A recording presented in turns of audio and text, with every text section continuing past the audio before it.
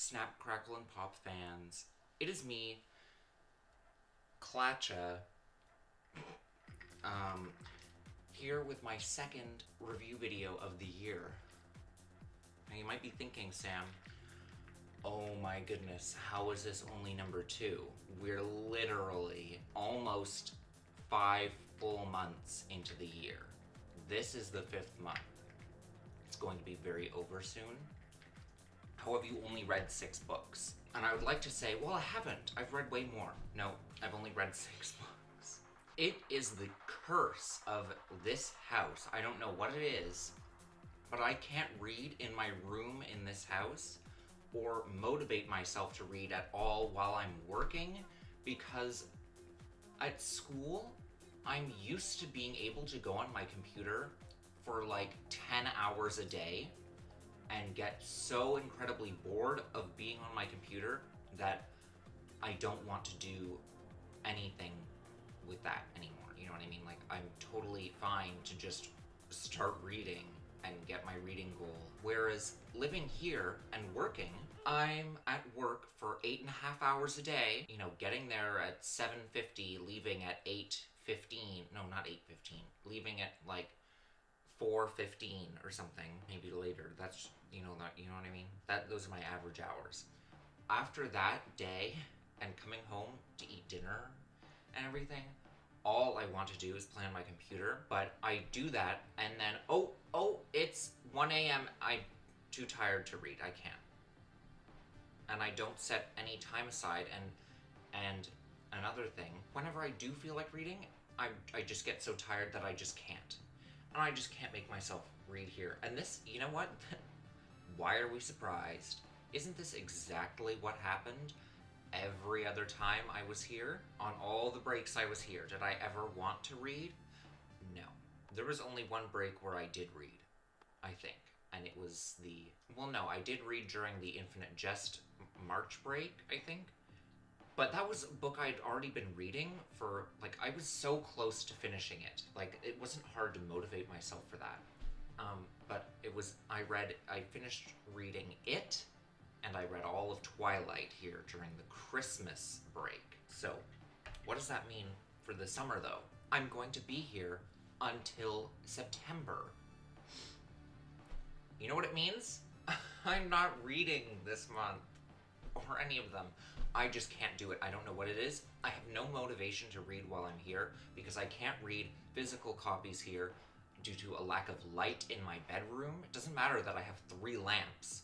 It's not enough light because none of them are beside me and my room is brown. So there's no light reflection going on anywhere. It's not like I have white walls and 3 lamps. Then I would be able to read in there. But there's not enough light, and I can't sit anywhere where there is a lamp, comfortably at least, and I can't move any of the lamps closer to me because I don't have any surfaces for them to be on that are by where I am in bed. So that's just terrible. Then you might be like, okay, Sam, but you said you read on your iPad. You don't need light for that, and I don't. But then that goes into the time constraint of me wanting to be on my computer for so long and not getting that time anymore now that I'm at work and not at school, that I'm never bored enough to want to read my book, and if I am, I'm too tired to read enough of it. You know what I mean? Like, I've had 2 days of reading Great Circle by Maggie Shipstead. I think that's her name. And the book that I'm reading so far is totally fine, and yet I have no interest to continue reading anything at this point. So you know what? You know what I've decided? Screw this. I am just taking the summer off. That's right. This is the last reading vlog you will see until September. Hopefully, I read 3 books in September. So that takes us into the books that I read, right? Oh, and another note. I decided to, like, get rid of 50+% of my old library upstairs in my bedroom. And now I'm just, I don't know, filling in Like, all of the books that I read this year, except for The Bell Jar. The Bell Jar I just threw out. The Bell Jar went in the garbage. Because one, it was a complete nonsense, unofficial copy. And two, I hated it. So why would I keep it? Yeah, it just went in the garbage. I'm not giving that away to anyone.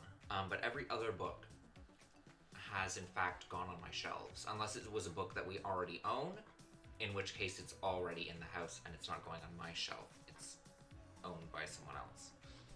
Like my mom. I'm not bringing her copy of Twilight upstairs to my room.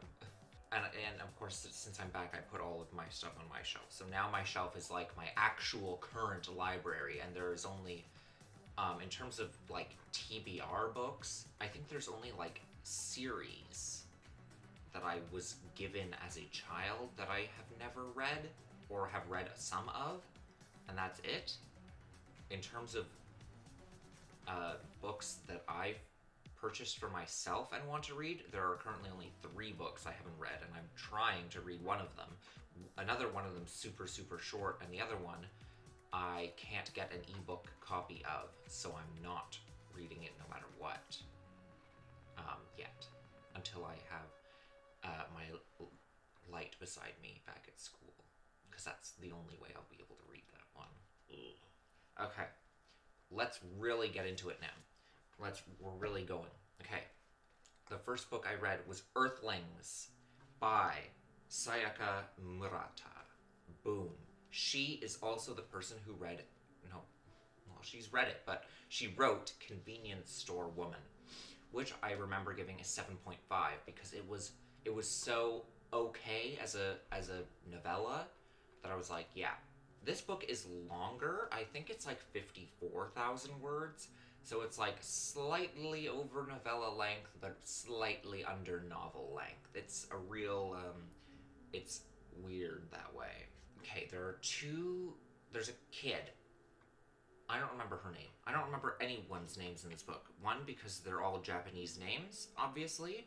And 2, because I read it 2 months ago, I think. Yeah, that sounds accurate. I would have read it. Oh. Okay, never mind, not 2 months ago. I would have read it in April. Or no. I would have read it in March and April. Anyway, there's this girl, she doesn't fit in even with her own family. Her mother is horrible to her because she doesn't act the way she wants her to. And she kind of uses this feeling of alienness and magic as a coping mechanism with all of that.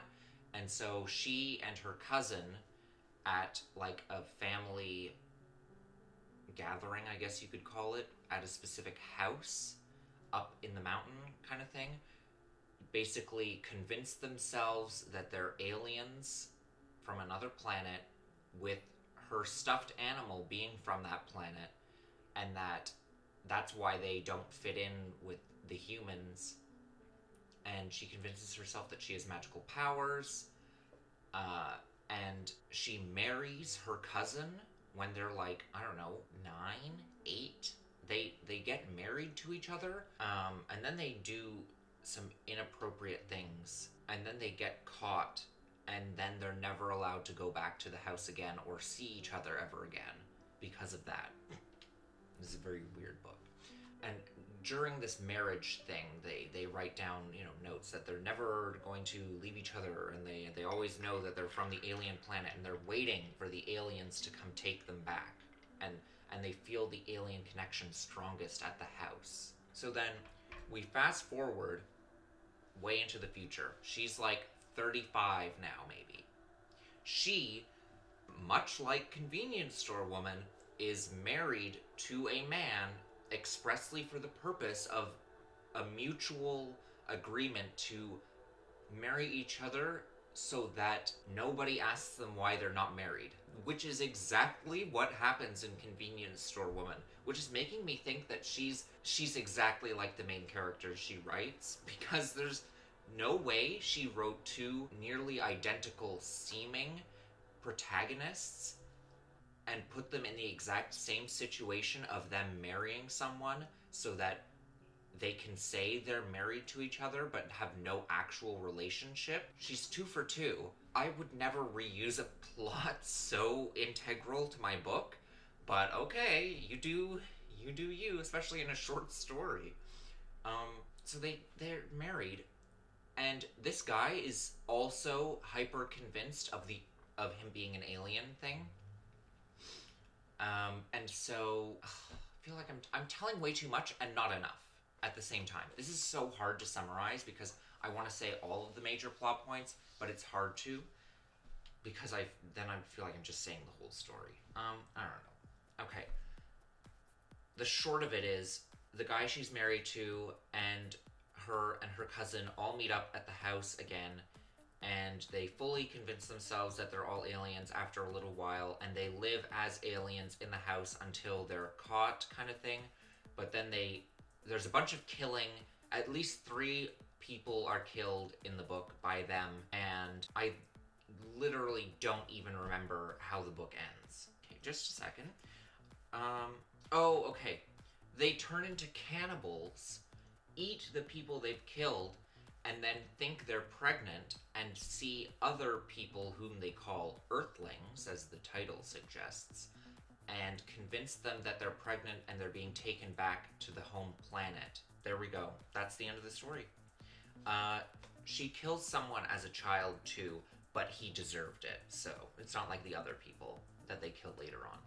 Anyway, I gave this book 6.5 stars, I think, because it was okay and fine, and like it's definitely rereadable, but I was so out of it and so like uninterested in reading this and making myself read this so much of the time because it felt like nothing was happening between major plot points. You know what I mean? Like it didn't feel like there was much of a story to follow as much as it was this thing happens and then nothing and then this thing happens and then nothing and then this thing happens and then nothing. It felt way too staggered.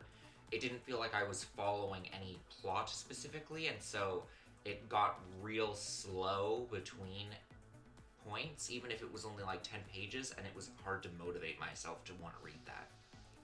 So yeah, I think I gave it a 6.5, or maybe I gave it a 6. I don't remember. Anyway, it was definitely worse than Convenience Store Woman. Convenience Store Woman knew what it wanted to be and really got it done. This, I don't think it did that as much. Okay, next book I read was a reread of a book I haven't personally read. I mean, it was read to me in grade 5, of course. This is the book The False Prince by Jennifer A. Nielsen. I'm sure she is. This is like, I guess you could call this a YA book. It's like, to me it feels like it's aimed as a middle grade book, but the themes are YA, so it's hard to place. But this is one of my, journey to read a series books, like, with the whole goal of reading 2 series. Like, okay, great. But I'm not reading another Twilight book, so that's out of the window. So I'm like, okay, well, I know I enjoyed this book when it was read to me.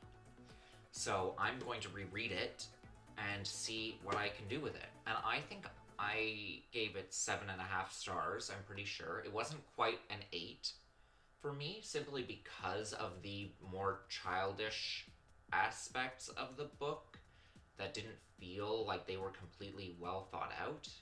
Like, this book felt like it could have done with a lot more planning for how the ending unfolded. I feel like it wasn't all quite there sometimes. But this one was definitely very adventurous. Essentially, there's a boy, and this is spoilers. There's a boy who is like 14. He's right about to turn 15, right? This is why I say it's kind of YA, but not, it's like middle grade or YA. Because YA, the protagonists are usually like late teens, and he's like early mid. Anyway, I don't know. I don't know what to say. I don't know what I'm saying. Anyway, he's an orphan, and he lives in this country called Avenia. Yeah. And he gets picked up by this man, I guess sort of adopts him in a way, but he has no choice in the matter, so he's kind of just like, I'm taking him. And he's like, okay. And he just gets taken, and he he's with two other boys who are also orphans from different orphanages, but they're from orphanages in Carthia, which is the country they're supposed to live in, or they're going to live in. And, or I guess there are three other boys, but it doesn't matter. There are really only two, because one of them is killed within 10 pages of being met. Anyway, they go to this guy's house, and this guy's house, he's Connor. His name is Connor, and he basically reveals to them that his whole big plan, because he knows the king and queen have died in Carthia, but apparently this isn't like public knowledge, which seems so weird to me. How the literal rulers of your medieval country being dead is a rumor in your country and not just a fact that every single person knows after like a week. Like, how good are they at keeping a secret? Like, that's, I don't know, that part seems really weird to me, that the entire country wouldn't just know that it's true or have heard of it at all. Like, there's still, like, probably, I'd say a huge majority of people who just think they're still alive and have never heard that they died whatsoever. There are people who literally work with the king and queen who don't know that they're dead. What? That part doesn't make any sense to me, but I digress. Connor, is that his name? Devon Connor? I don't remember. Anyway, Connor reveals that he's training the three boys to become the prince, which is, he's using them to try to get back into the castle. So the prince that he's trying to have them impersonate went missing 4 years ago and supposedly died by a pirate attack on a boat. But everyone thinks he's just missing. No one knows that he died, basically, is what happens. And so Devon is saying that, I know that Prince Jaren really died, and so because of that, and because there's war brewing with the pirates and Carthia, and Avinia and the pirates are teaming up, I know it. He's like, I have to have one of you boys claim to be the prince, and I will train you to be exactly like him because I knew him, and I worked with the king and queen as one of their regents. You know what I mean? He's gonna fix it. I'm gonna fix it. I'm gonna stop the impending war by having one of you be the prince who I know is dead. That's basically the plot of the book. And you're going to be the prince, and I will be your advisor and have you I will stop the war through you, basically, and you will be the new prince. And you will claim to be Jaren, the long-lost prince, who everyone thinks is gone, but I know is dead 4 years ago. And he would be about your age, which is why he picked those three. Anyway, what happens after that is probably like until the 75% mark after that, like the first, I'd say like a solid 50% of the book in the middle is dedicated to them training in all aspects to become the prince, basically. And we kind of, as the story goes along, we find out that Connor is a lot more mean and not evil, but he's much more selfish than we kind of think he is. And we're looking through the perspective of Sage, by the way. Anyway, they go through all the training. There's tons of rivalry stuff going on, obviously, because Connor says that his name has to be Devon Connor. There's no way I'm just making that up and it's just coming to my head all the time. Anyway, Connor says that he reveals that the two boys that don't get picked to be Prince Jaren are killed. They're going to die because they can't be still alive to reveal their secret to the country, basically, and say that they're faking the prince, which is why it's called the false prince. And what happens? Oh, right. Then, so after all of these trials and tribulations and such, with Sage being really good at like sword fighting and and horseback riding at the same time, but not so well versed in like history and such. He's like in big contention to be Jaren, but most importantly, he's in big contention to be him because Devin thinks that he acts the most like Jaren, even though Sage says he doesn't. Because Sage is extremely rebellious and doesn't do what he's asked to, which Connor seems to point out is much like how Jaren acted. Anyway, by the time where it's come, they pick who's going to be the false prince, who's going to pretend to be Jaren. Devin picks Connor. Picks who? What's his name? It's not Tobias. Rodin. His name is Rodin. He picks Rodin, who is the best sword fighter and I think the tallest and like most athletic, I guess you could say, whereas Tobias is like tall and nerdy, I guess. And Sage is like a mixture of them. Anyway, they pick Rodin, and Rodin's like, oh my goodness, I'm so awesome. Yay, I did it. And then Sage, as they're leaving, has a coin in Connor's house, and he's rolling it over his knuckles. And the moment Connor sees that, he's like, oh my goodness, we have to stop everything we're doing. And boom. Because this is the first time Sage has ever done it in front of Connor. This is the first time he's had a coin since he's been there. Everything gets changed. Sage is now the new Jaren because, as it's revealed, only Prince Jaren knew how to do that, and almost no one else in the country could do that. And Rodin would be able to be trained to do it, but he couldn't do it well for a long time. So if any of the higher ups asked to see Jaren do this, Rodin wouldn't be able to do it, whereas Sage could, and Rodin, the real Jaren, wouldn't have lost the ability to. So this is like their most convincing thing. And also another plot point is that after getting like a whole big makeover later in the book, Sage is the only one who looks exactly like how Prince Jaren would look based on the painting they have of him from 4 years earlier. So that's another huge point of why they pick him, I guess. But yeah, they completely changed their minds, and now it's Sage who's going to be Jaren right at the last minute. And then they go in, and Rodin's super pissed. And he doesn't go with them to the castle, I don't think. He stays behind, whereas Tobias does go with them.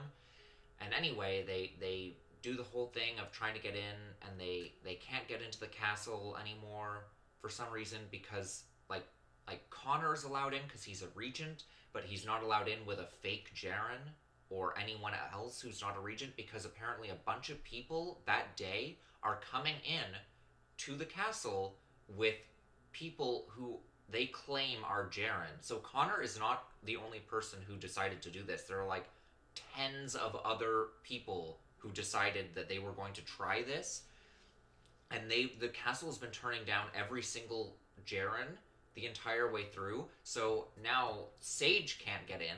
So they're like, oh my goodness, we have to. He says, okay, we're going to sneak in through the back entrance in the kitchen, through like the sewer, because I used to steal food through there all the time, so I know how to get into the castle. Which doesn't make any sense, technically, because like based on his story, that doesn't make any sense. Why would Sage, who lives in Avenia, be sneaking into the castle in Carthia to steal food? That doesn't make any sense, right? But yeah, it's actually, once they get into the castle after the fight with Rodin, because Rodin's like, oh my goodness, you stole this from me. Ooh, I have to beat you. Ooh, I'm so good at sword fighting, but he doesn't win.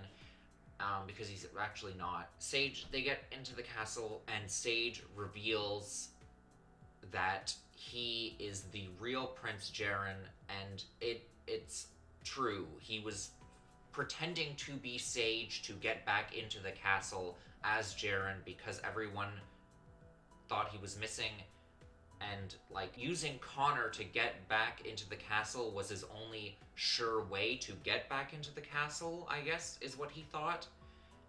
But he reveals to one of the people, like the most high up person, that he really is Jaren, because he shows him and tells him things that his father, the king, told this higher up guy that only Jaren would know and will say to you, and that completely confirms it. And we get this kind of flashback earlier in the story of